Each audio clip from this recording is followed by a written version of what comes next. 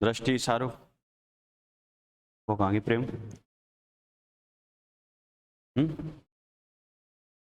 दृष्टि, कुमकुम, शाहरुख, फैसल, आवाज आ रही है बेटा? आवाज आ रही है क्या? फटाफट जवाब दो बेटा, क्लास स्टार्ट करते हैं। विनय, ऋतुराज, विनय बेटा इरेगुलर बहुत ज्यादा रह रहा है, ध्यान रखना। रेगुलर क्लास अटेंड किया अगर, रिकॉर्डेड के चक्रों में मत रहो। रिकॉर्डेड एक्स्ट्रा है बेटा, ध्यान रखना। जो लाइव में जो समझ में आएगा रिकॉर्डेड में कभी नहीं आएगा, ध्यान रखना। चलो बेटा ठीक है, स्टार्ट करते हैं। बच्चों अपना जो लास्ट लेक्चर हुआ था उसमें अपन ने बात की थी सॉल्ट के बारे में। ओके, सॉल्ट क्या होता है, सॉल्ट कितने टाइप का होता है, एक एक चीज अपन ने डिस्कस की थी। क्योंकि आज जो हमें पढ़ना है चैप्टर का most important part, most important इसलिए बोल रहा हूँ बेटा, सॉल्ट के बारे में सारे क्वेश्चंस यहीं से बनेंगे। और सबसे ज्यादा जो एग्जाम के पॉइंट ऑफ व्यू से इंपॉर्टेंट है वो सॉल्ट ही है। एसिड और बेस के लिए डायरेक्टली कोई इतने ज्यादा क्वेश्चन नहीं देगा बेटा, ध्यान रखना। बच्चा कंफ्यूज ही सॉल्ट के लिए ही होता है, किस टाइप का सॉल्ट है, कैसा है बेटा, क्लियर? ठीक है, तो सीधा सॉल्ट हाइड्रोलाइसिस। आपको फॉर्मूले रटवाने की बजाय बच्चों क्या मैंने पहले सॉल्ट बताया, कौन सा सॉल्ट होता है, कैसे होता है, किस टाइप का होता है, क्लियर? चलो बेटा आज बात करते हैं, अपना मोस्ट इंपॉर्टेंट पार्ट डिस्कस करते हैं बेटा चैप्टर के बारे में, सॉल्ट हाइड्रोलाइसिस। क्या कहा? Salt hydrolysis. सॉल्ट हाइड्रोलाइसिस यानी लवण जल अपघटन। ओके, चलो बच्चों देखो क्या होता है, कैसे होता है सॉल्ट हाइड्रोलाइसिस में। क्या होगा, कई सारे फॉर्मूले आएंगे बेटा, कई सारे फॉर्मूले, यानी कम से कम है यानी 20-25 के फॉर्मूले समथिंग तो इसमें आएंगे। लेकिन आपको कुछ भी रटने की जरूरत नहीं है, बस आपको 2-3 फॉर्मूले याद रखने हैं, वो भी याद नहीं रखने हैं, वो भी मैं ट्रिक के साथ करवा दूंगा। ओके, बस इजी वे में समझते जाना अच्छे से। पहली बात तो सॉल्ट हाइड्रोलाइसिस होता है क्या है, फॉर्मूले की ट्रिक क्या होती है, सब बात करते हैं वन बाय वन। बच्चों देखो सॉल्ट हाइड्रोलाइसिस लवण जल अपघटन। पहली बात तो देखो लाइसिस, लाइसिस ये वर्ड क्या होता है, लाइसिस का मतलब अपन क्या लेते हैं बेटा, ब्रेक होना, टूटना। जैसे बोलते हैं ना ग्लूकोलाइसिस, ग्लाइकोलाइसिस, याद है ना, ग्लूकोज का टूटना, वैसे ही क्या कहेंगे लाइसिस मतलब क्या, ब्रेक होना, टूटना।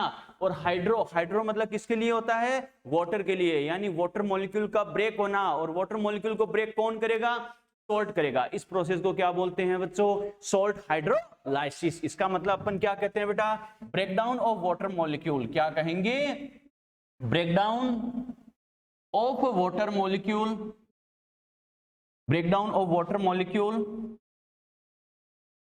Bye salt. क्या कहा, breakdown of water molecule by salt, यानी सॉल्ट के द्वारा क्या, जल के अणु का टूटना। इस प्रोसेस को क्या बोलते हैं, जल अपघटन बोला जाता है, लवण का जल अपघटन। क्योंकि इस प्रोसेस को सॉल्ट कंप्लीट कराता है, वाटर मॉलिक्यूल को ब्रेक करता है, इस वजह से इसे बोलते हैं सॉल्ट हाइड्रोलाइसिस, लवण जल अपघटन। क्लियर? ठीक है बेटा। अब देखो बच्चों नॉर्मली क्या करेंगे, अगर हम सॉल्ट की बात करें तो बच्चों देखो अपन ने क्या कहा, सॉल्ट क्या करेगा, वाटर मॉलिक्यूल से रिएक्शन करेगा। ओके, सॉल्ट अगर वाटर मॉलिक्यूल से रिएक्शन करेगा तो हमें पता है बेटा, जैसे एसिड और बेस की अपन ने बात की, हमें पता है जैसे एसिड और बेस आपस में रिएक्शन करके क्या बनाते हैं, सॉल्ट प्लस, क्या सॉरी बेटा, एसिड और बेस आपस में रिएक्शन करके सॉल्ट प्लस वाटर का फॉर्मेशन करते हैं। तो वैसे अपन क्या कह सकते हैं, सॉल्ट प्लस वाटर अगर आपस में रिएक्शन करेंगे तो क्या बनेगा, एसिड प्लस बेस बनेगा। यस और नो, क्लियर? ठीक है बेटा। देखो अब क्या कहा, सॉल्ट अगर वाटर मॉलिक्यूल से रिएक्शन करेगा, इस प्रोसेस को अपन क्या बोलते हैं बेटा, अपन ने बोला है हाइड्रोलाइसिस। यस और नो, क्लियर? ठीक है। एसिड और बेस की रिएक्शन से, देखो बेटा मैंने डबल एरो बनाए हैं, बाई डायरेक्शनल मैंने लिखा है।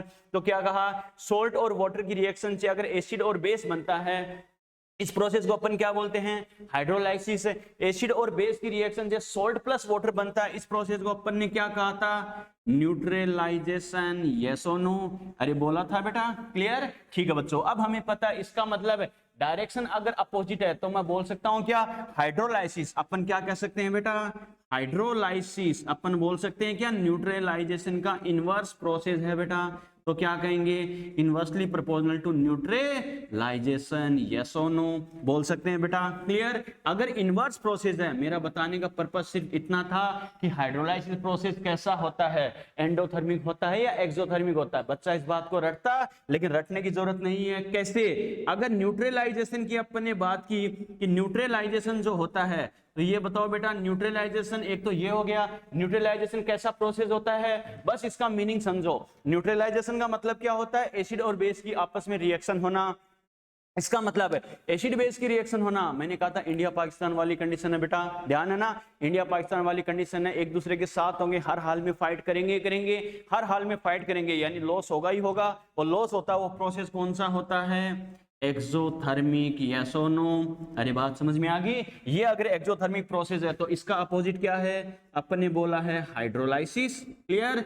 तो हाइड्रोलाइसिस कैसा प्रोसेस हो गया बेटा, एंडोथर्मिक प्रोसेस, समझ में आ गया, क्लियर, ठीक है बेटा। तो यहां से अपन क्या कह सकते हैं, कैसे करना, क्या करना, आ गया समझ में, क्लियर। चलो बेटा, अगर दोनों प्रोसेस एक दूसरे के अपोजिट है तो मैं लिख सकता हूं क्या, KH inversely proportional to K neut, यानी न्यूट्रलाइजेशन कांस्टेंट है। KH का मतलब यहां पर क्या है बेटा, KH यहां पर नया कांस्टेंट आया, इसको क्या बोलते हैं, हाइड्रोलाइसिस कांस्टेंट, क्लियर, ठीक है। और K न्यूट यहां पर क्या है बेटा, K न्यूट है न्यूट्रलाइजेशन, क्या कहेंगे, न्यूट्रलाइजेशन कांस्टेंट, बात समझ में आ गई, क्लियर। इसका मतलब क्या कहेंगे, हाइड्रोलाइसिस कैसा है, एंडोथर्मिक प्रोसेस है, क्लियर। चलो बेटा, अब बच्चा कहेगा सर बस यही हाइड्रोलाइसिस है क्या, नो बेटा, जितना इजी आप समझ रहे हो उतना इजी नहीं है, ओके। देखो रियल स्टोरी तो अब स्टार्ट होगी, समझना इस बात को। तो हाइड्रोलाइसिस इतना तो ठीक है, नॉर्मल टीचर इतना बताता है कि सॉल्ट क्या करता है, वाटर मॉलिक्यूल से रिएक्शन करके उसे ब्रेक करता है और एसिड बेस का फॉर्मेशन करता है, यही सॉल्ट हाइड्रोलाइसिस है। लेकिन बात इतनी सी नहीं है, ये तो बिल्कुल सिंपल सी बात है बेटा, ठीक है। रियल स्टोरी क्या है बेटा, असली कहानी, अब सुनो इस बात को, सुनना, स्टेटमेंट सुनना। In hydrolysis of salt, in या फिर in salt hydrolysis, weak part of salt, एक एक वर्ड अच्छे सुनते जाना, इस बात को अपन एक्सप्लेन भी करेंगे। क्या, वीक पार्ट ऑफ सॉल्ट, मैंने बोला है सॉल्ट का वीक पार्ट, वीक पार्ट बोला है, बच्चा कहेगा सर ये कौन सा हो गया, तो बेटा हमें पता है सॉल्ट के दो पार्ट होते हैं, एक केटाइन होता है, एक एनाइन होता है, धनाइन और ऋणाइन, यस और नो। कल आपको याद है लास्ट लेक्चर्स में मैंने बताया भी था, 2 लेक्चर पहले, क्या सॉल्ट का फॉर्मेशन एसिड और बेस की रिएक्शन से होता है। तो एसिड से क्या आता है बेटा, जैसे एसिड H+ रिलीज करता है तो नेगेटिव बच गया, एनाइन बच गया, बेस OH- रिलीज करता है तो क्या बन गया, OH- जाने से पॉजिटिव बन गया, केटाइन बन गया। तो एसिड का क्या होगा, एनाइन, और बेस का केटाइन, दोनों आपस में रिएक्शन करके ही तो क्या बनाते हैं, सॉल्ट बनाते हैं, क्लियर। यानी सॉल्ट के जो 2 पार्ट हो गए, एक हो गया केटाइन, एक हो गया एनाइन, वो क्या आते हैं, अलग अलग एसिड या बेस से आते हैं, नहीं आते, आते हैं। मैंने बोला है weak part of salt, weak part of salt, इसका मतलब क्या है, केटाइन या फिर एनाइन या फिर both.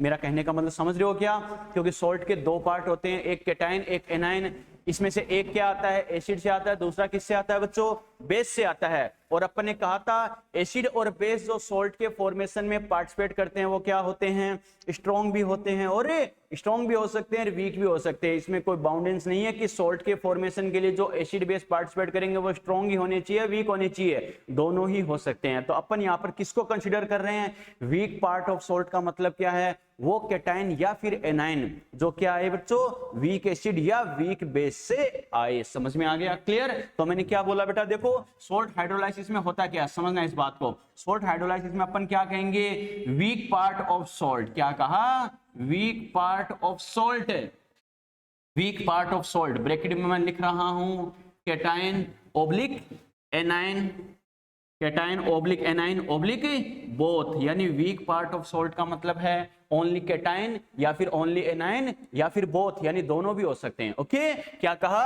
Week part of salt react with water, react with water and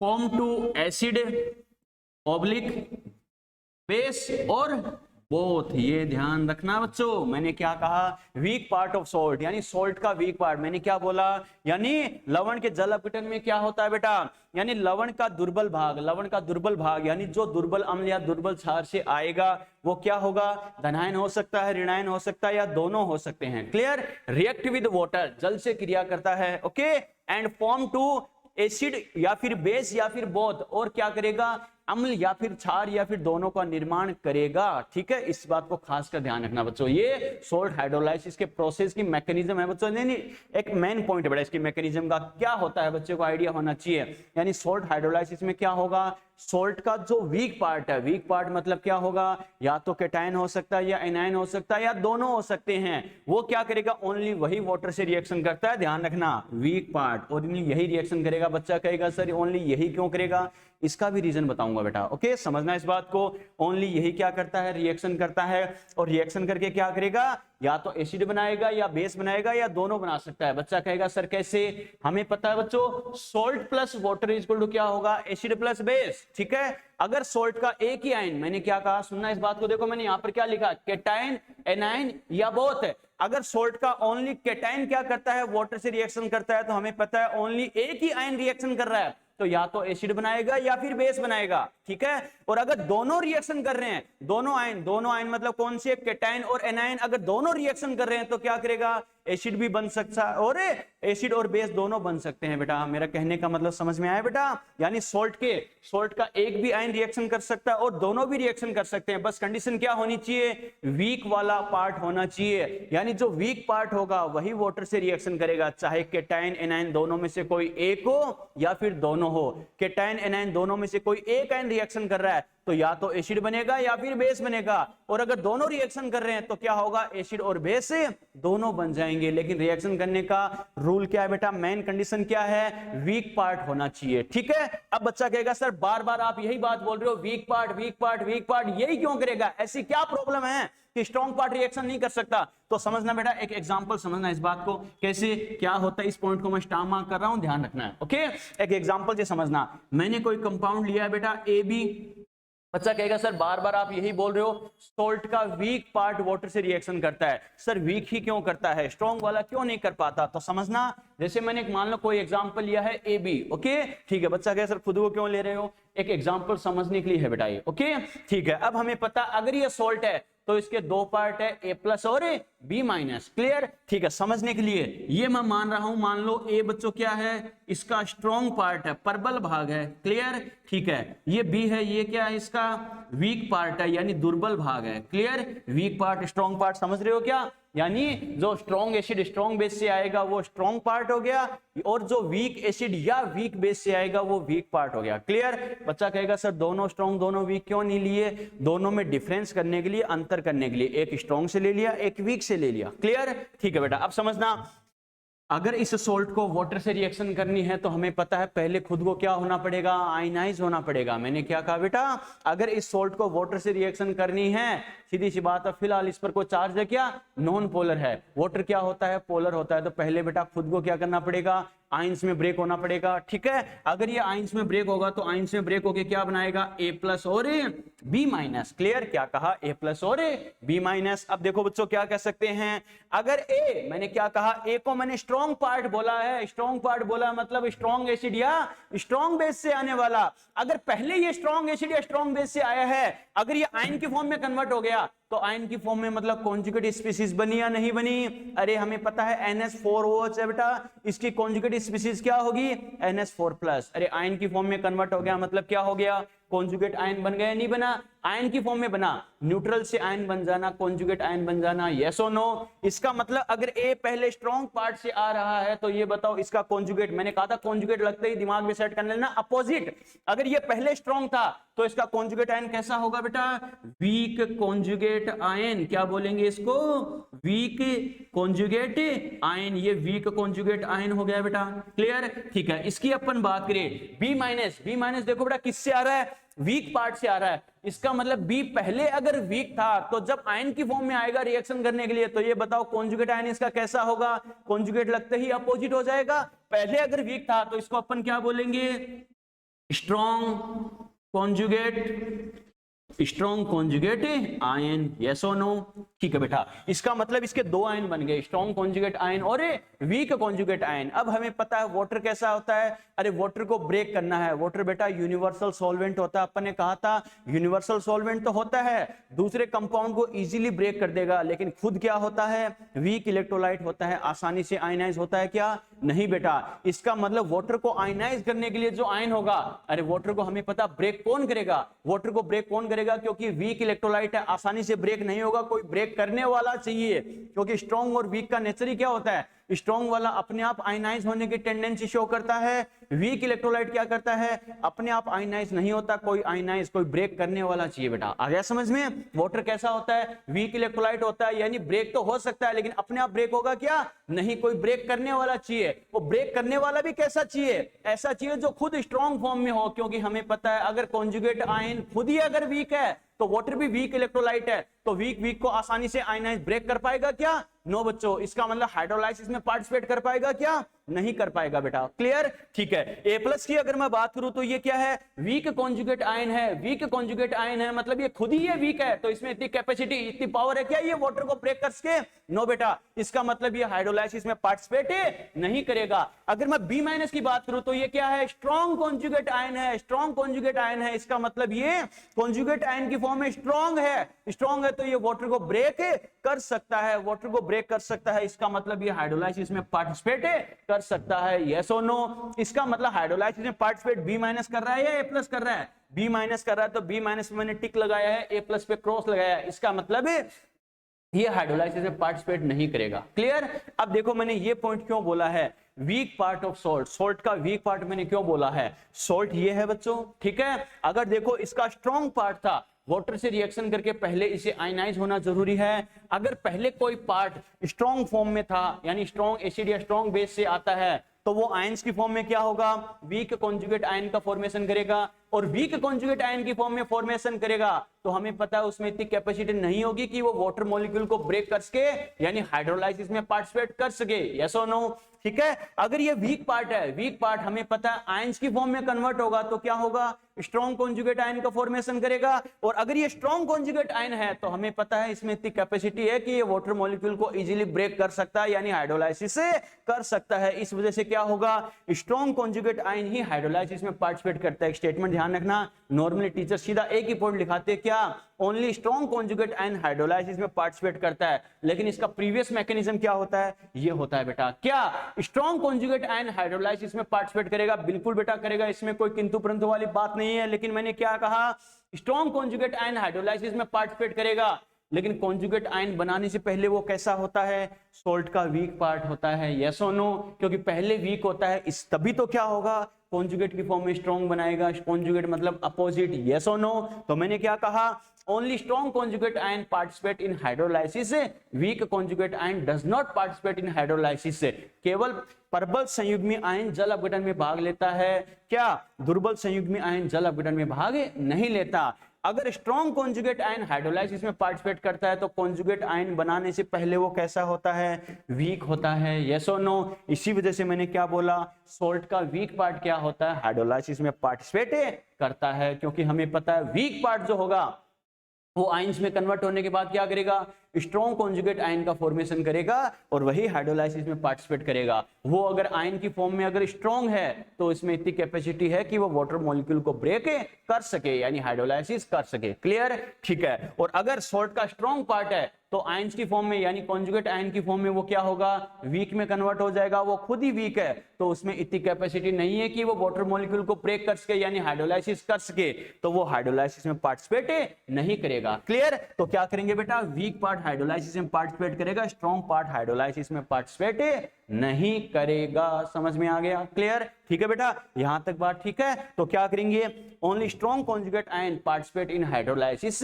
week conjugate ion does not participate in hydrolysis, so weak conjugate ion can be removed from reaction. यानी कहने का मतलब क्या है, वीक कॉन्जुगेट आयन को reaction से remove कर देंगे। समझ में आ गया? ओनली स्ट्रॉन्ग कॉन्जुगेट आयन की ही वाटर के साथ आगे रिएक्शन लिखी जाएगी। समझ में आ गया? क्लियर? यस और नो? तो हाइड्रोलाइसिस का प्रोसेस क्या होता है बेटा, समझ में आया? सॉल्ट का जो वीक पार्ट होगा वही हाइड्रोलाइसिस में पार्टिसिपेट करेगा। ये सब चीज आपको इसलिए बता रहा हूं, जब अलग अलग टाइप के हाइड्रोलाइसिस अपने स्टार्ट कर देंगे तो सर इसको क्यों छोड़ दिया, इसको क्यों काम में लिया, ये सब ये लॉलीपॉप क्वेश्चन दिमाग में नहीं आनी चाहिए। सर ये क्यों हो रहा है, वो क्यों हो रहा है, एक एक चीज एक्सप्लेन कर रहा हूं। ठीक है बेटा, यहां तक समझ में आया? जगह का अभाव है बेटा, इसे मिटाएंगे। ठीक है, यहां तक कोई दिक्कत है तो बोलो फटाफट, फटाफट स्क्रीनशॉट लो, कोई दिक्कत है तो बोलो फटाफट।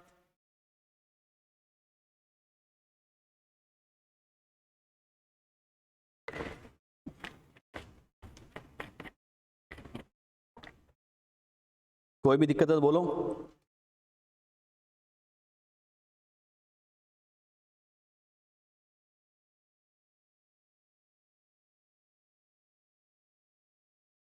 चलो बेटा, यहां तक की कहानी समझ में आ गई? यस और नो? चलो, किसी बच्चे को डाउट है? विनय, शाहरुख, प्रेम, ऋतुराज, बाकी किसी बच्चे का डाउट? दूरदृष्टि, करीना, कुमकुम, फैसल, जवाब नहीं आया बेटा? कोई दिक्कत? चलो बेटा, बुझाने दे इसको। चलो बच्चों, ये तो बुझाने देते हैं, चलो आगे डिस्कस करते हैं। देखो आगे क्या होता है।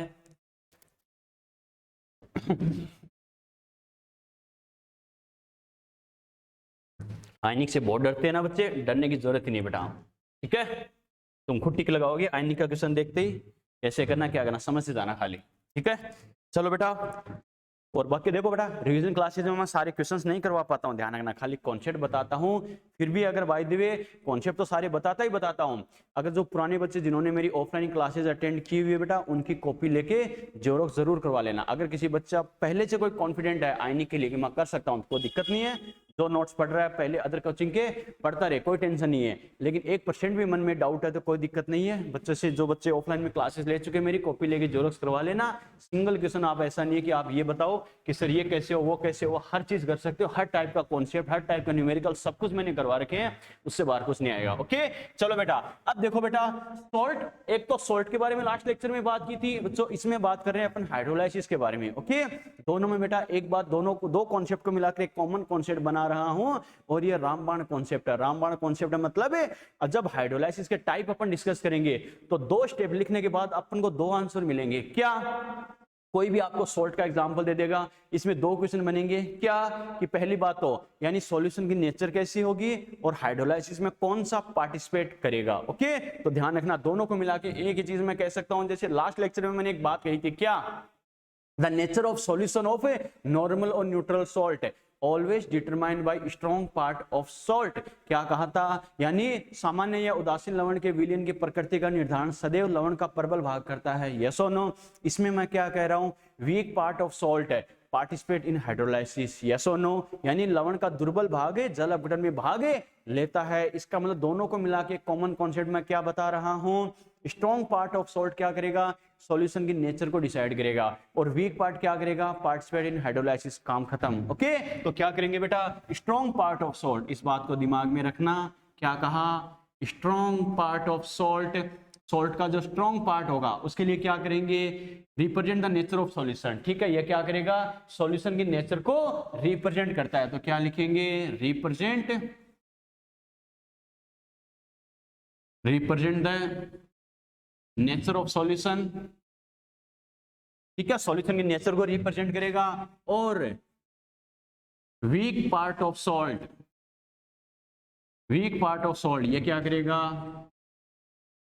Participate in hydrolysis, participate in hydrolysis. काम खत्म। ओके बच्चों, देखो जितने स्टार मार्क लगा सकते हो लगा लेना इस कॉन्सेप्ट पर। ओके, आपसे क्वेश्चन पूछेगा ये क्या होता है वो क्या होता है, तो आपको एक ही चीज दिमाग में रखनी है, जो भी सॉल्ट का एग्जांपल दे आप 2 स्टेप की मैकेनिज्म लिखने के बाद आंसर दोगे कि सर नेचर ऐसी है और ये पार्टिसिपेट करेगा। कुछ भी करने की जरूरत नहीं, एक ही बात दिमाग में रखनी है, सॉल्ट का स्ट्रॉन्ग पार्ट समझ रहे हो ना, जो स्ट्रॉन्ग एसिड या स्ट्रॉन्ग बेस से आता है। क्लियर? वीक पार्ट का मतलब क्या बेटा, जो वीक एसिड या वीक बेस से आता है। एक एक चीज हमने पढ़ी है, strong acid, strong base, weak acid, weak base, ये सब क्या होंगे और कौन कौन से होंगे। क्लियर? ठीक है बेटा, तो ध्यान रखना इस चीज को। तो ये तो मैंने बात की है बेटा, सॉल्ट हाइड्रोलाइसिस क्या होता है, ये प्रोसेस होता क्या है। ओके चलो बेटा, अब देखो कुछ फॉर्मूले की मैं शॉर्ट फॉर्म यानी शॉर्ट ट्रिक्स आपको बता रहा हूं, जो आपको बहुत हेल्प करेगी बेटा सॉल्ट हाइड्रोलाइसिस को समझने के लिए। ओके चलो बेटा, देखो नोट लगा के 1 बाय 1 डिस्कस करते हैं। ये जो ट्रिक्स आपको काफी हेल्प करेगी पूरे सॉल्ट हाइड्रोलाइसिस को समझने के लिए। यानी बार बार मैंने कहा सॉल्ट हाइड्रोलाइसिस में कई सारे फॉर्मूले काम आएंगे, 20-30 फॉर्मूले काम में आएंगे, लेकिन बस ये 2-3-4 फॉर्मूले बस ये दिमाग में सेट रखना, ट्रिक के अकॉर्डिंग सारे क्वेश्चन इजी हो जाएंगे। ओके चलो बच्चों, समझते जाना अच्छे से। एक तो बेटा सबसे पहले नंबर 1 ये ट्रिक दिमाग में सेट रखना, क्या, KH is equal to KW upon K weak. एक तो क्वेश्चन ये बनेगा, मैंने क्या कहा, KH इक्वल टू क्या है बच्चों, KW अपॉन K वीक। बच्चा कहेगा सर ये क्या है, तो बच्चों हमें पता है KH क्या होता है, ये तो होता है हाइड्रोलाइसिस कांस्टेंट। अरे K मतलब कांस्टेंट और जैसा प्रोसेस है वैसा ही कांस्टेंट बेटा। हाइड्रोलाइसिस की बात कर रहे हो तो KH हाइड्रोलाइसिस कांस्टेंट। क्लियर, ठीक है। KW क्या होता है, अपने पीछे डिस्कस किया है, ionic product of water. Yes और no, ionic product of water होता है। क्लियर, और इसकी वैल्यू हमें पता ही है 10 टू पावर -14 होती है।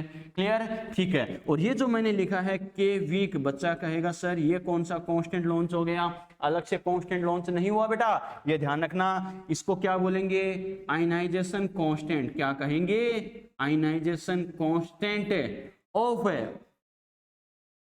वीक एसिड और वीक बेस। क्या कहा, ionization constant of weak acid और वीक बेस, यानी या तो Ka या फिर क्या लेंगे, Kb लेंगे। मेरा कहने का मतलब क्या, शॉर्ट एंड स्वीट में मेरा कहने का मतलब सिर्फ यही है बच्चों। क्या, यानी आपसे पूछिए, आपको डाटा देगा ये इतना ये इतना ये इतना, तो इसका हाइड्रोलाइसिस कांस्टेंट यानी KH की वैल्यू क्या होगी, तो आपको एक ही बात करनी है, जो भी आपको एग्जांपल दे रखा उसके लिए क्या करना है, KW अपॉन K वीक कर देना। K वीक का मतलब है सोल्ट किससे मिलकर बना है, यानी सोल्ट का जो वीक पार्ट होगा एसिड से आने वाला है, तो आपको कांस्टेंट क्या काम में लेना है, K काम में लेना है। बेस से अगर मान लो, बेस से अगर सोल्ट का वीक पार्ट आ रहा है, क्योंकि सोल्ट के कई टाइप देखे थे, strong acid strong base, strong acid weak base, week acid strong base, weak acid weak base, याद है ना। तो सोल्ट के दोनों पार्ट में से कोई सा एक या फिर दोनों, जो वीक से आ रहा है उसी का कांस्टेंट अपॉन में कर देना, KW के काम खत्म। क्लियर, ठीक है बेटा। चलो एक चीज तो ये ध्यान रखना है, एक चीज और ध्यान रखना बेटा, क्या नॉर्मली अपन बात करेंगे, देखो कंपैरिजन से याद कर सकते हैं बेटा। कैसे, जैसे आपको याद है वीक एसिड और वीक बेस के आयनाइजेशन में हमने फॉर्मूला लिखा था कि K इक्वल टू C∝², ये तो वीक एसिड के लिए था, और वीक बेस के लिए क्या लिखा था, KB equal to C∝²। Yes और नो, ठीक है। ये इसलिए लिख रहा हूं ताकि कंपैरिजन से याद रखना इजी हो। क्लियर बच्चों, देखो वीक एसिड की बात करते हैं, आयनाइजेशन की बात करते हैं, तो वीक एसिड के लिए Ka लेते हैं, बेस के लिए KB लेते हैं। यहां पर आयनाइजेशन की बात कर रहे हैं हाइड्रोलाइसिस की, हाइड्रोलाइसिस की, तो Ka या KB की जगह क्या लिखेंगे, KH, काम खत्म। क्लियर, ठीक है। वहां अपन आयनाइजेशन की बात कर रहे थे तो अपन ने अल्फा लिखा था, अल्फा क्या होता है, रेट ऑफ आयनाइजेशन। यहां किसकी बात करेंगे, हाइड्रोलाइसिस की। हाइड्रोलाइसिस की बात करेंगे तो क्या लेंगे, रेट ऑफ आयनाइजेशन ना लेकर क्या लेंगे, रेट ऑफ हाइड्रोलाइसिस, यानी आयनन की मात्रा ना लेकर क्या लेंगे, जल अपघटन की मात्रा, और इसको बोलेंगे स्मॉल h, यानी KH इक्वल टू CH²। बात समझ में आ गई बेटा, क्लियर, ठीक है। तो यहां से अपन क्या लिख सकते हैं, यहां से क्या हो गया बेटा अपना, स्मॉल h अपन क्या लिख सकते हैं, KH अपॉन C का अंडर रूट। यस और नो, ये फॉर्मूला हमें ध्यान रखना है। क्लियर, ठीक है बेटा। यहाँ पे KH आपको पता ही है क्या है, स्मॉल h, यहाँ पर क्या हो गया, रेट ऑफ हाइड्रोलाइसिस, क्या हो गया, रेट ऑफ हाइड्रोलाइसिस, यानी जल अपघटन की मात्रा। ठीक है, यानी ब्रैकेट में एक ही चीज मैं लिख रहा हूं बच्चों, क्या, सेम एज अल्फा, जैसे अल्फा होता है वैसे क्या होगा, स्मॉल h होगा। क्लियर, ठीक है बेटा। यहां बात करें जैसे C के लिए, यहां पर क्या लिखेंगे, जैसे वीक एसिड वीक बेस का आयनाइजेशन अपन पढ़ रहे थे, उसमें तो मैंने क्या लिखा था, वीक एसिड के आयनाइजेशन में C क्या होता है, concentration of weak acid. Base के लिए क्या लिखा था, कंसंट्रेशन ऑफ वीक बेस। यहां बात करें तो C क्या है, कंसंट्रेशन ऑफ सॉल्ट। समझ में आ गया, यस और नो, क्लियर, ठीक है बेटा। तो ये ध्यान रखना, लेकिन इसका भी एक्सेप्शन है बच्चों, क्या एक्सेप्शन, ये जरूर ध्यान रखना, एक्सेप्शन बाकी सभी के 3 टाइप के सॉल्ट में अप्लाई हो सकता है, लेकिन एक्सेप्शन क्या बेटा, weak acid weak base, weak acid weak base salt, ऐसा अगर सॉल्ट है तो क्या होगा, ऐसा फॉर्मूला नहीं बनेगा। ओके, उसमें फॉर्मूला क्या बनेगा, KH इक्वल टू ओनली क्या बनेगा, H² बनेगा। तो यहां से स्मॉल h क्या आएगा, ओनली अंडर रूट KH आएगा। बच्चा कहेगा सर कैसे, तो टेंशन मत लो, अपन एक एक चीज प्रूफ करेंगे।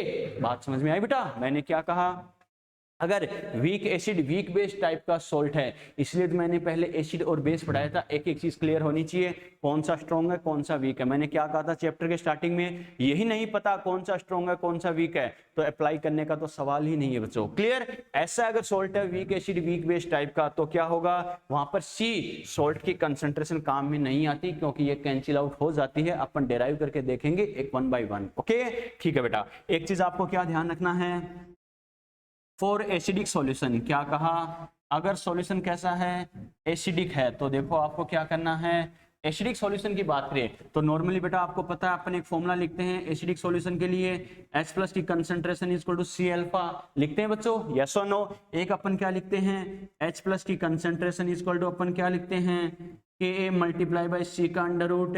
अरे वीक एसिड वीक बेस के आयनाइजेशन में एक एक फॉर्मूले अपने डेराइव किए थे, याद है ना? ठीक है, बस उसी के कंपैरिजन से याद रखना है। मैंने क्या कहा, जहां अल्फा होता है वहां पर क्या कर देना, स्मॉल h, काम खत्म। और ये के है, इसकी जगह क्या करेंगे, KH करेंगे, क्योंकि अपन किसकी स्टडी कर रहे हैं, हाइड्रोलाइसिस की स्टडी कर रहे हैं। यस और नो? ये हो गया एसिडिक सॉल्यूशन के लिए ये फॉर्मूला काम आएगा।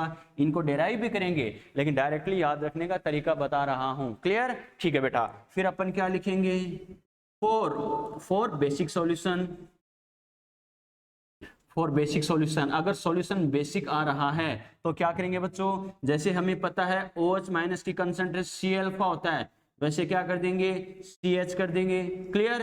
एंड और जैसे हमें पता है OH माइनस की कंसंट्रेशन क्या होती है, Kb मल्टीप्लाई बाई C का अंडर रूट होता है, वैसे क्या करेंगे, KH मल्टीप्लाई बाई C का अंडर रूट। ये हमारे पास आ जाएगा। समझ में आ गया? क्लियर? ठीक है बेटा, यहां तक कोई डाउट है तो बोलो। क्लियर है बच्चों? चलो एक चीज और बताते हैं बच्चों, ये और ध्यान रखना, आपको हेल्प करेगी। ओके चलो बच्चों, अगर बाउंड्री के बाहर चले जाए तो बता देना। ओके ठीक है बेटा, देखो एक चीज और ध्यान रखना, क्या, colour for litmus paper. Boundary के बाहर तो नहीं जा रहे ना? ठीक है बेटा, क्या कहा, कलर फॉर लिटमस पेपर। बच्चों देखो, लिटमस पेपर यानी ऐसा सॉल्यूशन है तो लिटमस पेपर का कलर क्या हो जाएगा, ऐसा हो तो क्या हो जाएगा, वैसा हो तो क्या हो जाएगा, कई सारी चीजें अपन देखते हैं बेटा। ठीक है, तो नॉर्मली बच्चा एक चीज रट के रखता है, क्या, अनिल नाम से याद रखता है, क्या, ब्लू टू रेड करेगा, रेड टू ब्लू करेगा, नीले से लाल, लाल से नीला। ध्यान है ना अनिल? आपको इसका फीमेल वर्जन बताते हैं बेटा। ठीक है, इसका फीमेल वर्जन क्या है बच्चों, ये ध्यान रखना, एनिलाक्सा। क्या कहा, एनिलाक्सा, ये इसका फीमेल वर्जन, ध्यान रखना। ओके, एनिलाक्सा। एनिलाक्सा, ए का मतलब क्या है, अम्ल, अम्ल मतलब क्या, एसिड। अरे अंग्रेजों, आपके लिए इंग्लिश भी लिख रहा हूं, टेंशन मत लो। ठीक है, नी मतलब क्या होगा रे अंग्रेजों, समझते हो क्या, नीला, नीला मतलब क्या होता है बेटा, ब्लू होता है। क्लियर? ला मतलब क्या, लाल, लाल किसको कहते हैं, येलो कहते हैं। अरे ध्यान है ना अंग्रेजों, लाल किसको कहते हैं बेटा, रेड को कहते हैं। क्लियर? ठीक है, छा मतलब क्या, छार मतलब क्या, बेस, काम खत्म। ओके, यानी सॉल्यूशन कैसा है उसी के अकॉर्डिंग क्या हो जाएगा, लिटमस पेपर का कलर चेंज हो जाएगा। कैसे, अगर सॉल्यूशन एसिडिक है तो देखो बेटा, इसको कैसे दिमाग में सेट रखना है, सॉल्यूशन अगर एसिडिक है तो इस साइड से स्टार्ट कर देना। कैसे, अगर एसिडिक सॉल्यूशन है तो ऐसे स्टार्ट कर देना, क्या, अम्ल यानी एसिड क्या करेगा, नीले से लाल, यानी फाइनल कलर जैसा आ रहा है वैसा ही हो जाएगा, नीले से लाल में यानी ब्लू टू रेड में कन्वर्ट कर देगा। क्लियर? ठीक है, अगर क्षार, अगर बेसिक सॉल्यूशन है कोई दिक्कत नहीं है, कॉपी के साइड आ जाना बेटा, कोई दिक्कत नहीं, इस साइड से कर लेना, कंफ्यूजन हो तो। बेसिक सॉल्यूशन है तो क्या करना, क्षार यानी बेस इस साइड से स्टार्ट करना, लाल से नीला यानी रेड टू ब्लू कर देगा बेटा। समझ में आ गया? क्लियर? यहां तक कोई दिक्कत है तो बोलो फटाफट, कोई भी दिक्कत?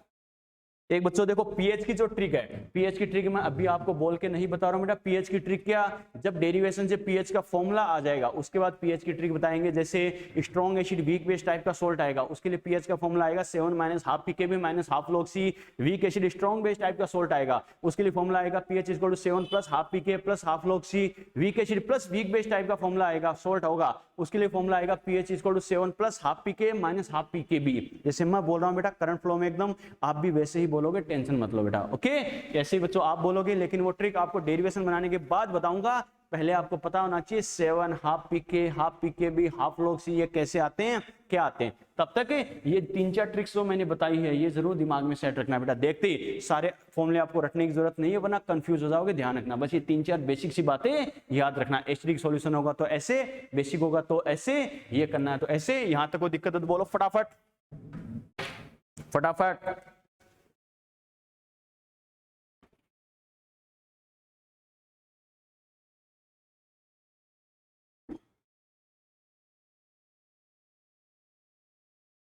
एक बात और कहना चाहूंगा बेटा, जो बच्चे यहाँ सिक्कर में हैं, जो अपनी लाइव क्लासेस चल रही है वो आके ऑफलाइन अटेंड कर सकता है, अपने क्लासरूम में आके बैठ सकता है, कोई दिक्कत नहीं, खूब बड़ा क्लासरूम है।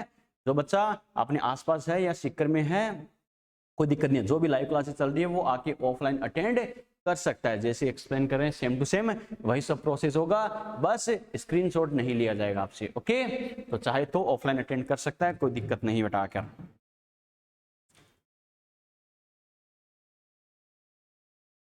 यहां तक कोई दिक्कत है तो बोलो।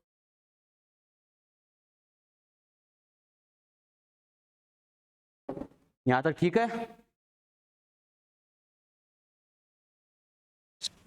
चलो बेटा आगे बढ़े, आगे बढ़े क्या? चलो बेटा, तो ये तो मैंने बात की सॉल्ट हाइड्रोलाइसिस, इसका मीनिंग क्या है और इसके कॉन्सेप्ट क्या क्या हमें दिमाग में सेट रखने हैं, क्या करना है। ओके, ये कॉन्सेप्ट, ये ट्रिक्स आपके दिमाग में है बच्चों, फिर आपको अलग से रटने की जरूरत नहीं पड़ेगी, ठीक है, और कंफ्यूजन भी नहीं होगा। फुल्ली कॉन्फिडेंट होते हैं तो ही बच्चों किसी काम का 100% रिजल्ट आता है, वरना डर डर के कोई काम करोगे तो डर गया वो मर गया, याद है ना, वही बात है। और डर दूर होगा प्रैक्टिस से, ठीक है, प्रैक्टिस और नॉलेज से बच्चों। चलो ये तभी दूर हो सकता है, वरना कोई नहीं दूर कर सकता इसे। चलो बेटा अब बात करते हैं इसके टाइप की, तो क्या करेंगे, types of salt hydrolysis, types of salt hydrolysis, ठीक है। सॉल्ट हाइड्रोलाइसिस के कौन कौन से टाइप होते हैं, कैसे होते हैं बेटा, क्लियर। तो जैसे अपने कहा था बेटा 4 टाइप के सॉल्ट अपने डिस्कस किए थे, याद है ना, strong acid, strong base, strong acid, weak base, week acid, strong base, weak acid, weak base. अरे याद है ना, एक कंडीशन में दोनों स्ट्रॉन्ग है, एक कंडीशन में दोनों वीक है, एक कंडीशन में एसिड स्ट्रॉन्ग है, बेस वीक है, एक कंडीशन में एसिड वीक है, बेस स्ट्रॉन्ग है बेटा। यस और नो, 4 टाइप के सॉल्ट का फॉर्मेशन कर सकते हैं, तो अपन सभी के लिए 1 बाय 1 डिस्कस करेंगे। ओके, चलो बेटा सबसे पहले बात करते हैं hydrolysis of SA plus SB type salt. यानी क्या कहा, नंबर 1 पे बेटा कौन से सॉल्ट के हाइड्रोलाइसिस की बात कर रहे हैं, SA प्लस SB। 1 बाय 1 अपने डिस्कस किया है, इसका मीनिंग क्या है, कैसे होता है, याद है ना, क्लियर। चलो बेटा देखो SA plus SB type salt की अगर अपन बात करें बेटा, तो सबसे पहले क्या करेंगे, अब देखो जो अभी हमने डिस्कस किया था उन्हीं कॉन्सेप्ट्स को हमें अप्लाई करना है। ओके, कैसे बच्चों, देखो SA प्लस SB, सबसे पहले दिमाग में ऐसे किसी सॉल्ट का एग्जांपल आना चाहिए जो किससे मिलकर बना हो, SA और SB से मिलकर बना हो, यानी स्ट्रॉन्ग एसिड और स्ट्रॉन्ग बेस, प्रबल अम्ल व प्रबल क्षार से मिलकर बना हो। तो देखो बेटा एक एग्जांपल मैं ये ले रहा हूं, NaCl देखो बेटा इस कंडीशन को फुलफिल कर रहा है, नहीं कर रहा, कर रहा है बच्चों, क्योंकि हमें पता है देखो ये किससे मिलकर बन रहा है, NaOH स्ट्रॉन्ग बेस है, HCl स्ट्रॉन्ग एसिड है, तो HCl और NaOH की रिएक्शन से NaCl बनता नहीं बनता, बनता। इतनी बातें तो बच्चे के दिमाग में, इतनी कैलकुलेशन तो आनी ही चाहिए। ओके ठीक है, अब हमें पता है NaCl की बात करें तो वाटर से रिएक्शन करने के लिए पहले खुद को टुकड़े टुकड़े यानी इसके टुकड़े टुकड़े करने पड़ेंगे, नहीं पड़ेंगे, पड़ेंगे, पहले खुद को आयनाइज होना पड़ेगा, क्लियर, ठीक है बच्चों। तो क्या होगा, ये अगर आयनाइज हो जाए तो हमें पता है क्या बनाएगा बेचारा, Na प्लस और Cl माइनस, यस और नो, ठीक है। अब देखते हैं इनमें से कौन सा हाइड्रोलाइसिस में पार्टिसिपेट करता है, कौन सा नहीं करता। Na प्लस प्लस आयन की फॉर्म में कॉन्जुगेट आयन है, तो ये बताओ ये किसका कॉन्जुगेट आयन है, Na प्लस। अरे ये बताओ Na प्लस का मेन कंपाउंड क्या है, NaOH से आता है, यस और नो। NaOH क्या है बेटा, स्ट्रॉन्ग बेस, अच्छे से सुन लेना इस बात को क्या बोल रहा हूं, Na प्लस किससे आता है, NaOH से आता है। इसका मेन कंपाउंड क्या होता है, ये देख लो, NaOH से आता है। NaOH क्या है, स्ट्रॉन्ग बेस है। अगर NaOH स्ट्रॉन्ग बेस है, प्रबल क्षार है, तो इसका कॉन्जुगेट आयन कैसा होगा बेटा, मैंने कहा कॉन्जुगेट लगते ही अपोजिट बोल देना। स्ट्रॉन्ग बेस का क्या हो जाएगा, स्ट्रॉन्ग है तो वीक बोल दो, क्या बोलेंगे, वीक कॉन्जुगेट, और बेस था तो क्या बोल दो, एसिड बोल दो, यस और नो, क्लियर। Cl माइनस किससे आता है बच्चों, HCl से आता है। HCl क्या है, स्ट्रॉन्ग एसिड, तो इसका कॉन्जुगेट आयन कैसा होगा, HCl स्ट्रॉन्ग एसिड, तो कॉन्जुगेट आयन कैसा होगा बेटा, वीक कॉन्जुगेट एसिड था तो क्या बोल दो, बेस बोल दो। आयन कॉन्जुगेट की फॉर्म में एसिड है या बेस है, हमें इससे मतलब नहीं है, हमें मतलब किससे है, कॉन्जुगेट की फॉर्म में स्ट्रॉन्ग होना चाहिए, क्लियर। तो देखो बेटा कॉन्जुगेट की फॉर्म में ये कैसा है, वीक फॉर्म में है, ये भी क्या है, वीक फॉर्म में है। और हमें पता है हाइड्रोलाइसिस में पार्टिसिपेट करने के लिए कॉन्जुगेट आयन कैसा होना चाहिए, स्ट्रॉन्ग फॉर्म में होना चाहिए। यहाँ पर कॉन्जुगेट आयन दोनों ही कैसे हैं, वीक फॉर्म में हैं, और वीक कॉन्जुगेट आयन को रिएक्शन से हटा देते हैं, मतलब दोनों को ही हटा देंगे। तो कोई सा भी ये बताओ हाइड्रोलाइसिस में पार्टिसिपेट करेगा क्या, नहीं करेगा बेटा। ओके, तो इसके लिए क्या लिखते हैं बच्चों, इसके लिए लिखते हैं नो हाइड्रोलाइसिस, यानी इस टाइप के सॉल्ट का हाइड्रोलाइसिस नहीं होता। बात समझ में आ गई, क्लियर, ठीक है। सॉल्यूशन के नेचर की बात करें तो हमें पता है बच्चों क्या, NaCl स्ट्रॉन्ग पार्ट वाला क्या करता है, नेचर डिसाइड करता है, ठीक है। देखो बेटा स्ट्रॉन्ग पार्ट कौन है, ये भी स्ट्रॉन्ग पार्ट है क्योंकि Na किससे आता है, NaOH से, स्ट्रॉन्ग बेस है। Cl किससे आता है, HCl स्ट्रॉन्ग एसिड है। स्ट्रॉन्ग एसिड स्ट्रॉन्ग बेस दोनों ही क्या है, स्ट्रॉन्ग से आते हैं, यानी एक ऐसा एग्जांपल है, स्ट्रॉन्ग एसिड स्ट्रॉन्ग बेस दोनों ही पावरफुल है, दोनों की पावर बराबर है, दोनों की ताकत बराबर है, तो मैच ड्रॉ, यस और नो। इसका मतलब कैसा होगा, सॉल्यूशन कैसा होगा, न्यूट्रल सॉल्यूशन, क्योंकि हमें पता है एक ज्यादा पावरफुल होता है वो डोमिनेट करता है, याद है ना, मोर पावरफुल विल डोमिनेट, ज्यादा ताकतवर प्रभावी होगा, याद है ना। तो क्या करेंगे, सॉल्यूशन कैसा हो जाएगा बेटा, न्यूट्रल सॉल्यूशन। सॉल्यूशन न्यूट्रल है तो पीएच कितनी हो जाएगी, 7 हो जाएगी, क्लियर, ठीक है। और ऐसे सॉल्यूशन के लिए बात करें तो लिटमस पेपर के अकॉर्डिंग कैसा इफेक्ट होगा, तो अपन क्या कर सकते हैं, no effect for litmus paper. Litmus paper के लिए क्योंकि हमें पता है वही बात है, ब्लू टू रेड या रेड टू ब्लू कन्वर्ट करने के लिए कम से कम खुद का एसिडिक या बेसिक नेचर होना जरूरी है। ये कैसे है, न्यूट्रल सॉल्यूशन है, तो हमें पता है बच्चों लिटमस पेपर के अकॉर्डिंग कोई भी इफेक्ट नहीं होगा, क्लियर। एक आता है बच्चों क्या, यानी एक इसका टाइट्रेशन कौन से सॉल्यूशन के अगेंस्ट कर सकते हैं। टाइट्रेशन हमेशा ध्यान रखना, टाइट्रेशन का सिंपल मीनिंग क्या होता है, अपोजिट नेचर वाले सॉल्यूशन के साथ रिएक्शन करवाना। मैंने क्या कहा, विपरीत प्रकृति वाले विलेन के साथ अभिक्रिया करवाना। हमें पता है अपोजिट नेचर वाले सॉल्यूशन के साथ रिएक्शन करवाएंगे, मतलब कोई दूसरा सॉल्यूशन अपोजिट नेचर का होना चाहिए, तो कम से कम खुद की कोई स्पेसिफिक नेचर तो होनी चाहिए। अगर खुद एसिडिक होता तो सामने वाला सॉल्यूशन बेसिक लेते, खुद बेसिक होता तो एसिडिक लेते। ये तो क्या है, न्यूट्रल है, तो क्या होगा, इनका टाइट्रेशन कर सकते हैं क्या, नो बेटा, टाइट्रेशन नहीं कर सकते, क्लियर, ठीक है। इससे ज्यादा इसमें कुछ नहीं पूछेगा। और वो जो 2 क्वेश्चन थे, मैंने क्या कहा था, एग्जाम्पल देखते ही अपनी ट्रिक के अकॉर्डिंग आपको क्या करना है कि सॉल्यूशन की नेचर कैसी होगी और हाइड्रोलाइसिस में पार्टिसिपेट कौन करेगा। तो बेटा देखते ही अपन ने क्या कहा था, स्ट्रॉन्ग पार्ट क्या करेगा, नेचर डिसाइड करेगा। इसमें स्ट्रॉन्ग पार्ट कौन सा है, दोनों ही स्ट्रॉन्ग है बेटा। तो हमें पता है अगर एक स्ट्रॉन्ग होता, एसिड वाला स्ट्रॉन्ग होता तो एसिडिक सॉल्यूशन, बेस वाला होता तो बेसिक सॉल्यूशन, दोनों ही स्ट्रॉन्ग है तो match draw, neutral solution, clear. और वीक वाला हाइड्रोलाइसिस में पार्टिसिपेट करता है, इसमें सॉल्ट के 2 पार्ट है, हमें पता है दोनों ही स्ट्रॉन्ग से आते हैं, एक आता है NaOH से, एक आता है HCl, यानी स्ट्रॉन्ग बेस और स्ट्रॉन्ग एसिड से आते हैं, दोनों ही स्ट्रॉन्ग से आते हैं, कोई वीक से आता ही नहीं। तो हाइड्रोलाइसिस में पार्टिसिपेट करेगा क्या, नो हाइड्रोलाइसिस। दोनों क्वेश्चन के आप एग्जांपल देखते टिक लगा सकते हो, सॉल्यूशन की नेचर कैसी होगी और हाइड्रोलाइसिस में पार्टिसिपेट कौन सा करेगा, ठीक है बेटा। यहां तक कोई दिक्कत हो तो बोलो फटाफट फटाफट, कोई भी दिक्कत। बस फर्स्ट कंडीशन बेटा, इससे ज्यादा हमें कुछ नहीं पूछेगा।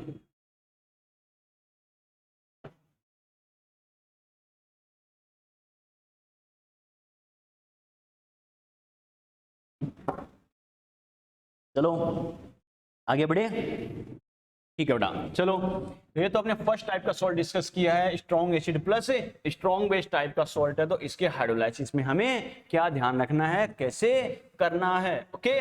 चलो बेटा इसके बाद बात स्टार्ट करते हैं नंबर 2।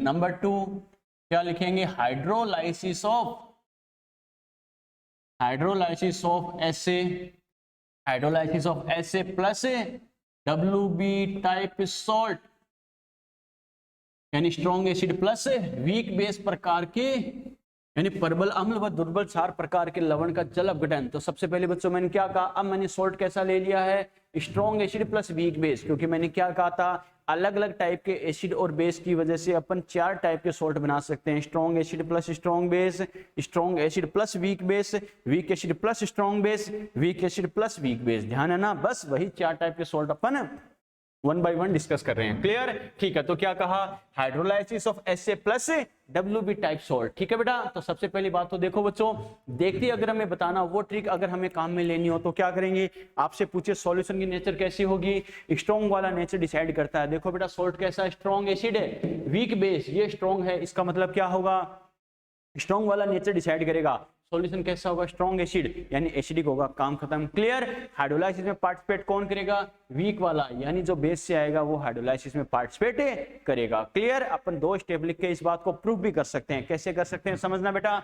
सबसे पहले जैसे रेफरेंस के लिए कोई एग्जांपल लेते हैं जो इस टाइप के सोल्ट से, इस टाइप का सोल्ट हो, कैसे, strong acid plus weak base. मैं एग्जांपल ले रहा हूं बच्चों, जैसे NH4Cl, यस और नो। अरे NH4Cl की अगर मैं बात करूं तो हम देख सकते हैं NH4Cl किससे आता है, NH4OH और HCl से बनता है, यस और नो। बनता नहीं बनता, इतनी गणित तो समझ गए होगे, इतनी मैथमेटिक्स तो बेटा। कौन सा किससे बनेगा, कौन सा किससे बनेगा, बिना पेन चलाए बता सको। HCl प्लस NH4OH रिएक्शन करे तो क्या होता है, NH4Cl बनता है। HCl strong acid, NH4OH weak base, याद है ना। यही तो अपन को करना है, strong acid plus weak base से मिलकर बना सॉल्ट। क्लियर। ठीक है बेटा। अब देखो बच्चों, 2 चीजें आपसे पूछे, सॉल्यूशन की नेचर कैसी होगी, स्ट्रॉन्ग वाला नेचर डिसाइड करेगा यानी एसिडिक होगा, और दोनों में से हाइड्रोलाइसिस में पार्टिसिपेट कौन करेगा, वीक से आने वाला। वीक से कौन आता है, वीक बेस से यानी NH4+ आता है, वो हाइड्रोलाइसिस में पार्टिसिपेट करेगा। ओके, कैसे करेगा समझना। पहले खुद आयनाइज होगा तो खुद को आयनाइज कर दो, NH4+ और Cl-। क्लियर। ठीक है। NH4+ किससे आता है बेटा, NH4OH से आता है, यस और नो। NH4OH क्या होता है, वीक बेस है। अगर NH4OH वीक बेस है तो इसका कॉन्जुगेट आयन कैसा होगा, वीक। वीक अगर था तो वीक से क्या बोलेंगे, स्ट्रॉन्ग बोल देंगे, यस और नो। स्ट्रॉन्ग कॉन्जुगेट, पहले अगर बेस था तो अब क्या बोलेंगे, स्ट्रॉन्ग कॉन्जुगेट एसिड, यस और नो। क्लियर। Cl- किससे आता है बच्चों, HCl। HCl क्या होता है, स्ट्रॉन्ग एसिड। अगर वो स्ट्रॉन्ग एसिड था तो इसका कॉन्जुगेट अपोजिट कर दो बच्चों, स्ट्रॉन्ग का क्या हो जाएगा, वीक, और कॉन्जुगेट, वीक कॉन्जुगेट, पहले एसिड था तो अब क्या बोल दो, बेस बोल दो। अरे कॉन्जुगेट की फॉर्म में एसिड है या बेस है, हमें उससे मतलब नहीं है, हमें मतलब है कॉन्जुगेट की फॉर्म में स्ट्रॉन्ग कौन सा है। तो देखो बेटा, ये कॉन्जुगेट की फॉर्म में स्ट्रॉन्ग है, ये वीक है, तो ये बताओ इसका कोई काम है क्या, नो बेटा, इसे हटाओ रिएक्शन से। अब जो वीक वाला होगा यानी जो कॉन्जुगेट की फॉर्म में स्ट्रॉन्ग बनाता है वो रिएक्शन करेगा वाटर के साथ, ठीक है। तो इसकी वाटर से रिएक्शन लिख दो बेटा, तो क्या करेंगे, NH4+ और H2O, ये वाटर से रिएक्शन करेगा। तो हमें पता है बेटा, देखो ये कैटायन है, NH4+ है, वाटर के कौन से आयन से रिएक्शन करता है, खुद पॉजिटिव है तो सीधी सी बात है नेगेटिव से रिएक्शन करेगा, नेगेटिव से रिएक्शन करेगा, नेगेटिव से रिएक्शन करेगा। नॉर्मली बेटा गांव में आपने एक बात सुनी होगी कि इंसान को हमेशा पानी की तरह होना चाहिए।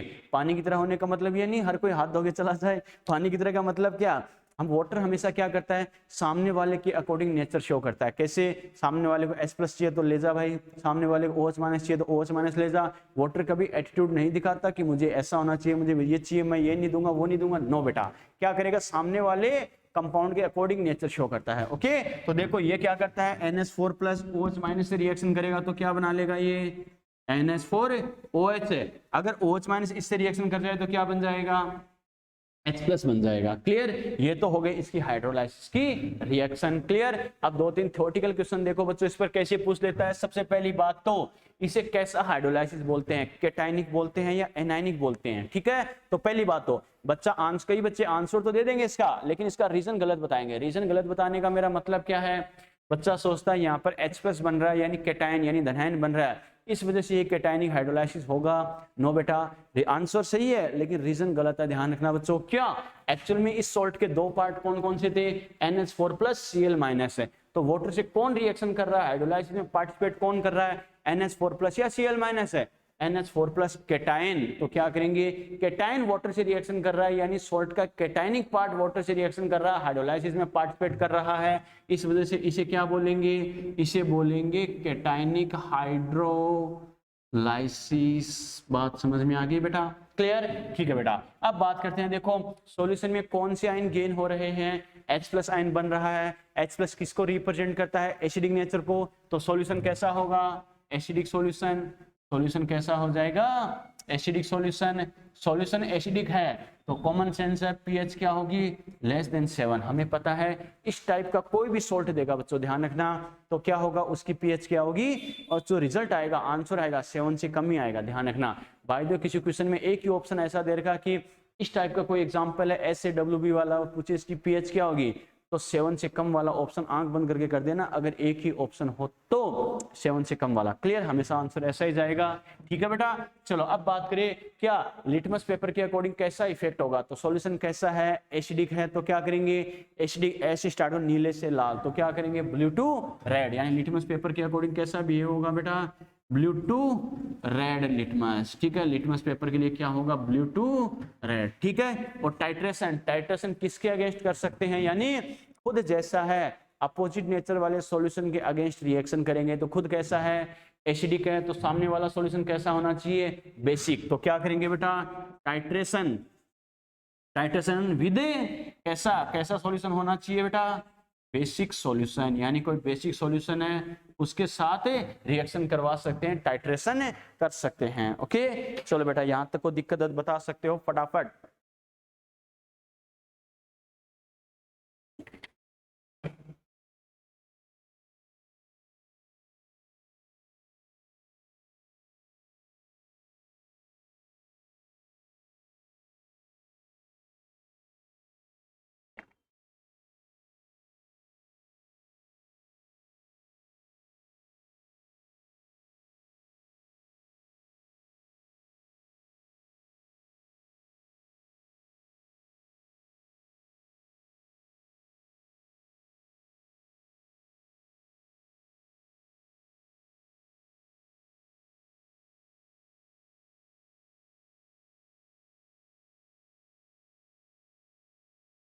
चलो बेटा यहां तक बात ठीक है, यहां तक बात ठीक है बच्चों। चलो बच्चों देखो ये तो अपन पढ़ रहे हैं बच्चों, देखो hydrolysis of SA+WB type salt, यहां तक तो बात ठीक है। अब देखो बच्चों हमें कई सारी प्रॉपर्टी इसमें पूछ सकता है, क्या कि इस टाइप के सॉल्ट के लिए हाइड्रोलाइसिस कांस्टेंट का फॉर्मूला क्या होगा, रेट ऑफ हाइड्रोलाइसिस का फॉर्मूला क्या होगा, और पीएच का फॉर्मूला क्या होगा। ओके, मैंने क्या कहा, हर टाइप के हाइड्रोलाइसिस में 3 चीजें हमें पूछेगा, क्या यानी हाइड्रोलाइसिस कांस्टेंट क्या होगा, रेट ऑफ हाइड्रोलाइसिस क्या होगी, और पीएच का फॉर्मूला क्या होगा। क्लियर, एक एक चीज अपन डिराइव करके देखेंगे। तो बच्चा कहेगा सर जो पहले वाला सॉल्ट था SA+SB, उसमें ये सब हमने कैलकुलेट क्यों नहीं किया, वो इसलिए नहीं किया बेटा, क्यों, क्योंकि हमें पता है उसमें तो हाइड्रोलाइसिस होता ही नहीं है। तो जब हाइड्रोलाइसिस होता ही नहीं है तो हाइड्रोलाइसिस कांस्टेंट या रेट ऑफ हाइड्रोलाइसिस ये कैलकुलेट करने की जरूरत है क्या, नहीं। बच्चा कहेगा सर पीएच ही कर लेते, तो वो तो पता ही है दोनों स्ट्रॉन्ग है, तो पीएच सीधी कितनी आएगी, 7 ही आएगी। तो कैलकुलेट करने की जरूरत है क्या,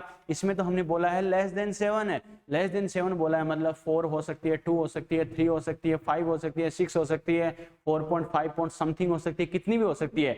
एग्जैक्ट कितनी होगी वो हमें वैल्यू पुट करके कैलकुलेट करना पड़ेगा, लेकिन उसमें हमें पता है एग्जैक्ट 7 होगी, तो कोई भी फॉर्मूला वगैरह अप्लाई करने की जरूरत है क्या, नहीं बेटा। क्लियर, ठीक है, तो ध्यान रखना फर्स्ट वाले में हमने कुछ भी कैलकुलेट नहीं किया था, लेकिन इसमें हमें सब कुछ कैलकुलेट करके देखना पड़ेगा। ओके, चलो बच्चों बात स्टार्ट करते हैं। सबसे पहले नंबर 1 पे क्या कर रहा हूं बच्चों, हाइड्रोलाइसिस कांस्टेंट।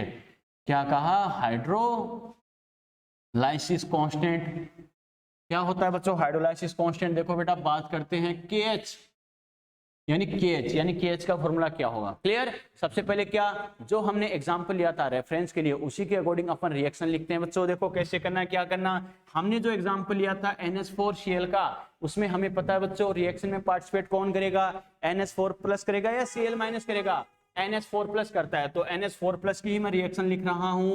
NH4+ हमें पता है वाटर से रिएक्शन करता है, तो ये क्या बनाता है बेटा, NH4OH, क्या बनाता है साथ में H+, यस और नो बनाता है बच्चों। इसके लिए अगर मैं कांस्टेंट लिखूं तो क्या लिखेंगे, KH हमेशा क्या होता है, प्रोडक्ट अपॉन रिएक्टेंट, उत्पाद बटे क्रियाकारक, ध्यान है ना। तो इस रिएक्शन के अकॉर्डिंग जो प्रोडक्ट है वो कौन है बच्चों, NH4OH, क्या करेंगे NH4OH मल्टीप्लाई क्या करेंगे कंसंट्रेशन ऑफ H+ अपॉन क्या करेंगे NH4+। ठीक है, बच्चा कहेगा सर H2O क्यों नहीं लिखा, तो केमिकल इक्विलिब्रियम में एक पॉइंट बताता हूं मैं, क्या वाटर अगर रिएक्टेंट की साइड हो, मैंने क्या कहा वाटर अगर रिएक्टेंट की साइड हो तो वो एक्सिस में माना जाता है, आधिक्य में माना जाता है, कितना भी काम में ले सकते हो क्योंकि रिएक्टेंट की फॉर्म में यूज करना है। रिएक्टेंट तो अपनी मर्जी से कितना भी वाटर मिला सकते हैं। क्लियर, और जो एक्सिस में होता है उसका एक्टिव मास 1 लेते हैं, याद है ना, यानी उसकी कंसंट्रेशन की जगह सीधा 1 ही लिख देते हैं। क्यों? क्योंकि अगर वो एक्सिस में आधिक्य में है, इसका मतलब उसमें कोई ज्यादा चेंज नहीं आता, ज्यादा चेंज नहीं आता, इसका मतलब उसका रिएक्शन में कोई ज्यादा रोल ही नहीं है, क्योंकि चेंज ही नहीं आ रहा, इसका मतलब वो रिएक्शन में ज्यादा पार्टिसिपेट नहीं कर रहा। क्लियर? ठीक है, तो इस बात को दिमाग में सेट कर लेना। वाटर अगर रिएक्टेंट साइड हो तो उसकी कंसेंट्रेशन सीधा 1 लिख देते हैं। समझ में आ गया? अगर प्रोडक्ट साइड है तो बच्चों कितना भी हो सकता है, क्योंकि जो प्रोडक्ट होता है वो अपने हाथ में नहीं होता, वो तो रिएक्शन पे डिपेंड करता है कितना प्रोडक्ट बनेगा। लेकिन रिएक्टेंट साइड है, उस साइड वाटर मॉलिक्यूल को एक्सिस में मानकर हमेशा 1 लिखते हैं। क्लियर? ठीक है बेटा, देखो तो इसको मैं बोल दूं इक्वेशन 1। बच्चों देखो मैकेनिज्म समझ लेना, क्योंकि 3rd नंबर का सोल्ट है, 4th नंबर का सोल्ट है, सभी में सेम प्रोसेस है। मैंने क्या कहा? प्रोसेस सेम है, बस माइनर चेंजेस आएंगे। ठीक है बच्चों, ध्यान रखना। उनमें भी तीनों चीजें कैलकुलेट करनी पड़ेगी। KH यानी हाइड्रोलाइसिस कांस्टेंट, स्मॉल h यानी रेट ऑफ हाइड्रोलाइसिस, और pH का फॉर्मूला। क्लियर? सेम पैटर्न है, अच्छे समझ लेना। एक अच्छे समझ लोगे तो बहुत ईजी हो जाएगा। तो देखो इनमें करते क्या है, KH के रेस्पेक्ट में अपन क्या करते हैं, जो रिएक्शन में पार्टिसिपेट करता है उसके कांस्टेंट को क्या करते हैं, KH के साथ कोरिलेट करते हैं। मैंने क्या कहा? जो मॉलिक्यूल रिएक्शन में पार्टिसिपेट करते हैं उसके कांस्टेंट को क्या करते हैं, रिएक्शन यानी KH के साथ कोरिलेट करते हैं। बच्चों देखो अपना सोल्ट कैसा था, SA+WB, याद है ना? WB इसका मतलब ही वीक बेस वाला रिएक्शन में पार्टिसिपेट करता है, करता नहीं करता? इसका मतलब वीक बेस का कांस्टेंट यूज करेंगे यानी KB। तो वीक बेस के ही रिएक्शन लिख दो। तो वीक बेस बेटा जो रिएक्शन में पार्टिसिपेट करता है वही वीक बेस ले लो, यानी क्या हो गया, NH4OH। NH4OH हमें पता है आयनाइज होता है तो क्या बनाएगा, NH4+OH-। क्लियर? इसके लिए इक्वेशन लिखूं तो हमें पता बेस है तो क्या लिखूंगा, KB। तो K हमेशा क्या होता है, वही प्रोडक्ट अपॉन रिएक्टेंट। तो इसका प्रोडक्ट कौन है, NH4+, साथ में क्या लिखेंगे, मल्टीप्लाई बाई OH- अपॉन क्या करेंगे बेटा, NH4OH, यानी उत्पाद की सांद्रता बटे क्रियाकारक की सांद्रता। इसको मैं बोल दूं इक्वेशन 2। क्लियर? ठीक है, इसका मतलब रिएक्शन में पार्टिसिपेट करता है, एक तो वीक बेस करता है, एक क्या करता है साथ में, वाटर भी तो पार्टिसिपेट करता है। वाटर पार्टिसिपेट करेगा तभी तो हाइड्रोलाइसिस होगा बेटा। ठीक है, तो वाटर की भी रिएक्शन लिख दो, कोई दिक्कत नहीं है। ये लो बच्चों, आप भी क्या याद रखोगे, वाटर की रिएक्शन लिख दी मैंने। ये लो बेटा H+ और OH-। क्लियर? ठीक है, इसके अकॉर्डिंग लिखे तो वाटर के लिए क्या लिख सकते हैं, KW = H+ की concentration multiply by OH- concentration. Yes और नो, ये कैसे होता है पीछे हमने डिस्कस किया है, याद है ना? यस और नो, याद है बच्चों? ठीक है, अब देखो बच्चों क्या करते हैं, मैंने क्या कहा था, प्रोसेस क्या होता है, बस ये दिमाग में सेट कर लो। कैसे? हर टाइप के हाइड्रोलाइसिस में क्या करेंगे, वाटर से पहले वाली जितनी इक्वेशन है सभी को आपस में मल्टीप्लाई करते हैं। मैंने क्या कहा, वाटर से पहले वाली इक्वेशन को आपस में मल्टीप्लाई करके वाटर वाली इक्वेशन के इक्वल करते हैं। ओके, वाटर वाली इक्वेशन कितने नंबर पर है, 3rd नंबर पर। उससे पहले 1 और 2, तो क्या लिखूंगा बच्चों, equation 1 multiply by 2 equal to क्या कर दो, इक्वेशन 3। इक्वेशन 3 के बराबर करके देखो बच्चों। ठीक है, देखो बच्चों इक्वेशन 1 में अपने पास क्या है, NH4OH।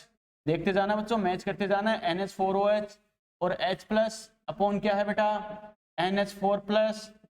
यस और नो, मल्टीप्लाई बाई इक्वेशन 2। इक्वेशन 2 में मेरे पास क्या है बेटा, इक्वेशन 2 में है NH4+ multiply by OH- upon NH4OH। Yes और नो, अरे है या नहीं है, इक्वल टू इक्वेशन 3 में मेरे पास क्या है बेटा, H+ concentration multiply by OH- concentration. Yes और नो, है बेटा? अब जो कट रहा है उसे काट दो, बच रहा है उसे बचा दो बेटा। कैसे, NH4OH NH4OH NH4+। ठीक है बेटा, बाकी कुछ बच गया क्या, ये बच गया क्या, देखो बच्चों इक्वल से पहले क्या बच गया, H+ की concentration multiply by OH- concentration equal to इधर क्या बच गया, H+ की concentration multiply by OH- concentration. दोनों बराबर आ रहे हैं, नहीं आ रहे? आ रहे हैं बच्चों। इसका मतलब मैं क्या कह सकता हूं, इक्वेशन 1 और 2 को मल्टीप्लाई कर दूं तो वो देखो इक्वेशन 3rd के इक्वल आ रही, नहीं आ रही? आ रही है बच्चों। ठीक है, इसका मतलब अपन कर सकते हैं ऐसा मल्टीप्लाई। देखो बच्चों ये किसके इक्वल है, इक्वेशन 1st में ये जो अपन ने लिखा है NH4OH multiply by H+ upon NH4+ है, इक्वेशन 1 में किसके बराबर है, ये KH के बराबर है। तो इसकी जगह मैं क्या लिख सकता हूं बेटा, KH। ये क्या हो गया, KH, आगे क्या है, मल्टीप्लाई। और देखो इक्वेशन 2 में ये किसके बराबर है, NH4+ multiply by OH- upon NH4OH। KB के बराबर है या नहीं है, तो ये क्या हो गया, KB। क्लियर? आगे इक्वल का साइन लगा दो। इक्वेशन 3rd में ये किसके बराबर है बच्चों, KW के बराबर। तो क्या लिख दो इसकी जगह, KW लिख सकता हूं। यस और नो, अगर मुझे KH चाहिए तो क्या लिखूंगा, KH क्या हो गया, KW। और ये KB अपॉन में आएगा या नहीं आएगा, ये KB अपॉन में आ गया। यस और नो, तो फाइनल फॉर्मूला मैंने क्या कहा, सारे फॉर्मूले रटने की जरूरत नहीं है, बस जो ब्लॉक करूंगा वो रिजल्ट जरूर ध्यान रखना, KH equal to KW upon KB। लेकिन ये बताओ इतनी महाभारत करने की जरूरत थी क्या? ये तो बेटा मैंने अपनी ट्रिक से डायरेक्टली अपने पास आ गया था। क्या मैंने ट्रिक क्या बताई थी? KH इक्वल टू ध्यान रखना KW अपॉन K वीक, जो वीक होगा उसी का कांस्टेंट अपॉन में लिख देना KW के। यस और नो? देखो अपना एग्जांपल क्या था, strong acid plus weak base, strong acid plus weak base, यानी बेस वाला वीक था। तो बच्चों क्या करो, बेस का ही कांस्टेंट लिख दो नीचे बट्टा में अपॉन में, यानी KB, यानी KW अपॉन K वीक की जगह क्या लिख दो, KW अपॉन KB। काम खत्म। ये आपको पता ही है क्या होता है 10 टू पावर माइनस 14, इसकी वैल्यू आपको दे सकता है, KH पूछ सकता है। काम खत्म बेटा, इजी वे में। यस और नो? क्लियर? कोई डाउट है तो बोलो फटाफट। कोई भी डाउट? कोई भी डाउट? चलो बेटा, यहां तक कोई दिक्कत है बता सकता है बच्चा? कोई भी डाउट यहां तक? चलो अगली प्रॉपर्टी की बात बेटा, थोड़ा सा उसमें टाइम कंज्यूमिंग है एक बार, ये तो अपनी ऑर्गेनिक की क्लास डिस्टर्ब हो जाएगी, तो अपन इसको आगे कंटिन्यू करेंगे।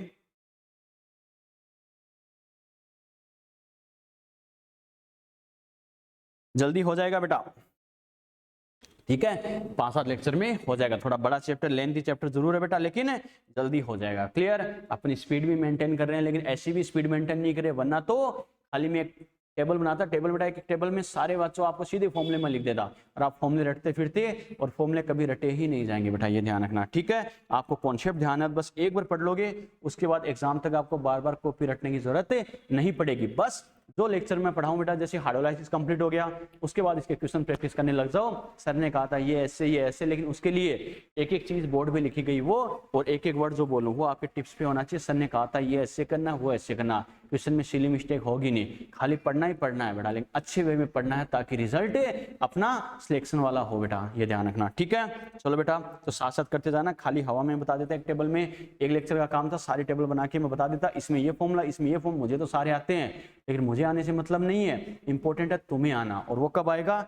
जब तुम्हारे बेसिक्स स्ट्रांग होंगे, पता चलेगा यहाँ मुझे ऐसे गलती करवा सकता है, यहाँ ऐसे ध्यान रखना, वहां ऐसे ध्यान रखना। क्लियर? ये छोटी छोटी चीजें हैं बेटा, ये आपको गलतियों से बचाएगी। और टीचर का यही तो काम है, सिर्फ रटवाना होता तो टीचर की क्या जरूरत है, वो तो बुक्स ही रटवा देती है। बुक्स में बच्चा सेल्फ स्टडी करता है, और करता ही क्या, रटता ही तो है मैक्सिमम चीजें। 10% समझता है, 90% रटता ही है। टीचर का काम क्या है? 99% समझाना, कोई 1% होता है वो को रटने वाली बात होती है, लेकिन अपन तो वो भी मना करता हूं, मैं हमेशा ट्रिक बताता हूं उसके लिए भी, 1% के लिए भी कैसे करना, क्या करना। चलो बेटा, यहां तक बात ठीक है? चलो इसकी बाकी जो प्रॉपर्टी है बेटा, रेट ऑफ हाइड्रोलाइसिस और पीएच का फॉर्मूला कैसे डिराइव करेंगे वो अपन डिस्कस करेंगे नेक्स्ट लेक्चर में। खाली फॉर्मूले रटने फोकस मत करो, थोड़ा सा दिमाग में कॉन्सेप्ट सेट रखो, ऐसा हो क्या करना, वैसा हो क्या करना। क्योंकि अरे बेटा कुछ क्वेश्चन तो सीधे फॉर्मूले वाले ही आते हैं, कौन सा रिलेशन करेक्ट है, कौन सा रिलेशन इनकरेक्ट है, आता नहीं आता। अगर आपको डेरिवेशन का थोड़ा सा मेथड ध्यान है तो आप फॉर्मूला कंफ्यूजन भी हो रहा है तो भी आप डेराइव करके देख सकते हो, हाँ ये करेक्ट है, ये इनकरेक्ट। सारे न्यूमेरिकल नहीं आते, 2-4 क्वेश्चन तो सीधे रिलेशन वाले ही आते हैं। फिजिक्स और फिजिकल में कौन सा फॉर्मूला किसके लिए करेक्ट है, कौन सा किसके लिए इनकरेक्ट है, फॉर्मूला सीधा रिलेशन, आपको थोड़ा सा मेथड ध्यान है तो इजी हो जाएगा। ठीक है? चलो बाकी अपन इसको कंटिन्यू करेंगे बेटा नेक्स्ट लेक्चर में। यहाँ तक अच्छे से रिवाइज करना, कोई डाउट हो पूछना। 2-3 दिन से थोड़ा सा बिजी था तो लेक्चर शेयर नहीं कर पाया, तो कोशिश करूंगा। वो सिर्फ मैं शायद 6 नंबर वाला लेक्चर था, वीक एसिड वीक बेस का आयनाइजेशन, उसमें साउंड प्रॉब्लम होगी तो उसमें साउंड आई नहीं, तो मैंने वापस वो अनलिस्टेड कर दिया था, हटा दिया था। वो टाइम मिल नहीं रहा कि ताकि उसको अलग से वापस रिकॉर्ड कर सकूं, अदरवाइज तो वो हो जाते तो आगे वाले तो मैं अपलोड कर ही देता। उस एक लेक्चर की वजह से मैं थोड़ा सा वेट कर रहा था, लेकिन आगे के अपलोड कर देता हूँ। वीक एसिड वीक बेस के आयनाइजेशन से आगे के जैसे टाइम मिला वो वापस रिकॉर्ड करके उसको अपलोड कर दूंगा बेटा। ठीक है? चलो बेटा, ओके बाय। बाकी डिस्कस करते हैं नेक्स्ट लेक्चर में। ऑर्गेनिक क्लास स्टार्ट होगी आपकी जस्ट 1 मिनट बाद।